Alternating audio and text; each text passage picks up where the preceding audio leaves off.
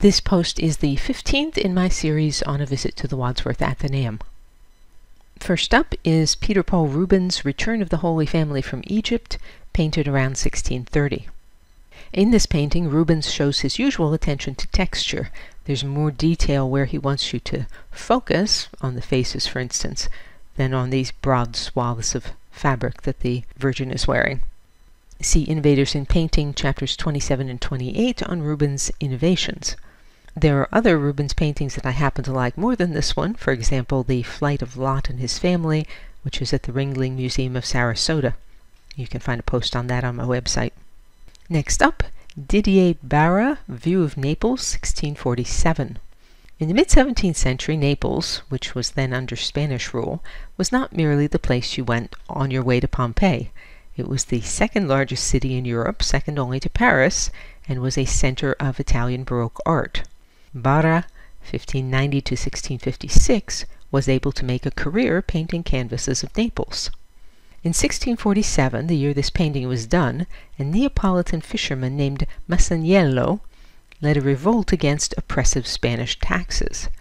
The revolt and Masaniello went badly awry. The Neapolitan Republic lasted barely a year. I wonder if there's any hint of it in this painting, or if Barra was painting for the tourist trade and keeping things calm. I don't know enough about the Masaniello rebellion to know. This very large ship down here is going to have problems if it doesn't haul in its sails pretty quick, because ships don't have brakes. Next up, a work attributed to Johann Richter, the Feast of Santa Maria della Salute, around 1720. Richter, 1665 to 1745, was born in Stockholm. He emigrated to Venice, and there he painted landscapes beginning around 1717. I knew immediately that this painting wasn't by Richter's contemporary Canaletto because the way the buildings loom over here and this gray sky is much more threatening than anything that Canaletto ever does. Next up, Sir Thomas Lawrence, Lady Sinjin, St. John, as Hebe, circa 1808.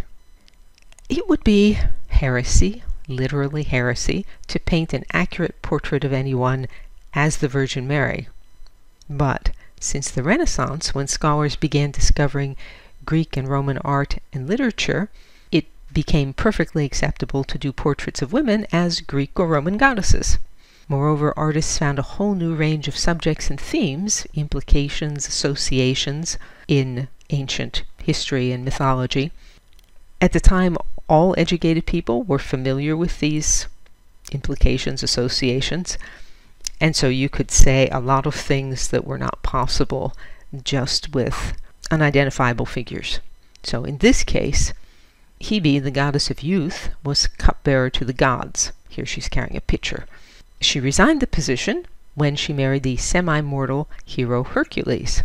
By portraying Lady St. John as Hebe, the artist pays a compliment to her, she's always youthful, and to her husband, who's not in the picture, as someone who's heroic and strong.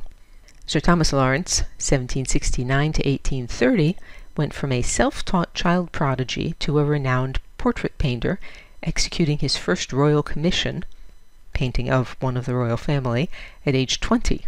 I really like his painting of the Duke of Wellington. There's one of the Calmady children in the Metropolitan Museum that's just charming, and one called Pinky in the Huntington Library that's also very nice. And here we have Frederick Lord Leighton, Hercules wrestling with death for the body of Alcestis, circa 1869 to 1871. I'll admit that much neoclassical art is stiff and boring, which is pretty funny because I have a doctorate in classics and it's sort of my field. Sometimes it is stiff and boring, but in the right hands, classical subjects can evoke strong emotions because most Europeans after the Renaissance would have been familiar with these stories. So using subjects from Greek and Roman mythology gave visual artists the ability to evoke much more complex themes than simply showing nameless human beings. Michelangelo's David is a case in point. If you didn't know that he was a little guy who beat a giant, some of the significance of that sculpture would be lost. So in this painting, Hercules wrestling with death for the body of Alcestis, You'd think Alcestis was Hercules' wife, wouldn't you, if he's fighting death on her behalf? But she's not. King Pelias promised Alcestis' hand to the man who could yoke a lion and a boar to a chariot. This is hardly the way to test suitability for marriage to one's daughter. But Admetus managed to perform this unwieldy task with the help of Apollo, a god who had been temporarily banished from Olympus. At the marriage ceremony between Admetus and Alcestis, Admetus forgot to make an offering to the goddess Artemis. She condemned him to death by snake bite.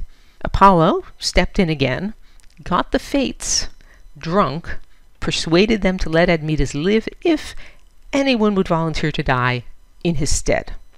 Everyone refused, including Admetus's aged parents. Newly married Alcestis then stepped in and said she would do it. She died. Sometime later, Admetus offered hospitality to Hercules, who happened to be passing through. And as thanks, Hercules went and fought death for Alcestis, and thereby brought her back to life. In this painting you can see Admetus, who is howling with grief, and other women who are lamenting. Alcestis is serenely asleep, and over here is Hercules. You can just barely see the gray face of death, and heaven knows what that is going on there. One wonders if Alcestis wanted to return to a husband who had allowed her to die in his place. I mean, it's not like asking your spouse to do the dishes so you can watch the football game. According to the Greek myth, Alcestis never spoke again after she came back to life. She recently crossed my radar because she appears in Alex Michaelides' The Silent Patient, which I enjoyed, but not enough to put on the Sunday recommendations. But if you're a big fan of mysteries, you might want to try that. And finally, Henri-Paul Mott, The Trojan Horse, 1874. We all know this story, don't we? In literature, it can be told in a way that sympathizes with the clever Greeks or with the doomed Trojans. The same is true of paintings. You can show either interpretation. In this one, the Greeks are climbing out of the horse and setting out to open the gates so that their fellow Greeks can rush inside Troy's walls. Looking at the details, do you feel more sympathy with the Greeks or with the Trojans who are about to lose a 10-year war for their home? Legend has it that the Trojan horse was built by the Greeks in their encampment on the seashore outside Troy. If there was an actual Trojan horse, it's not likely that it was this large and this elaborately decorated. But the horse's size makes for a very effective composition here. It looms over everything, including the city walls. The artist, 1846 to 1922, was a pupil of Jean-Léon Gérôme. You may know his Pygmalion in the Metropolitan Museum. He specialized in history paintings. This painting was his debut at the Paris Salon, where history paintings were still highly prized in 1874. That same year, the Impressionists held their first show. It took place in a photographer's gallery because their works were disdained by the Salon and the French Academy.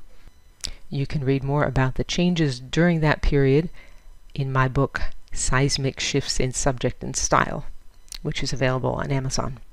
DianeDuranteWriter.com has hundreds of posts on sculpture, painting, architecture, and my other obsessions.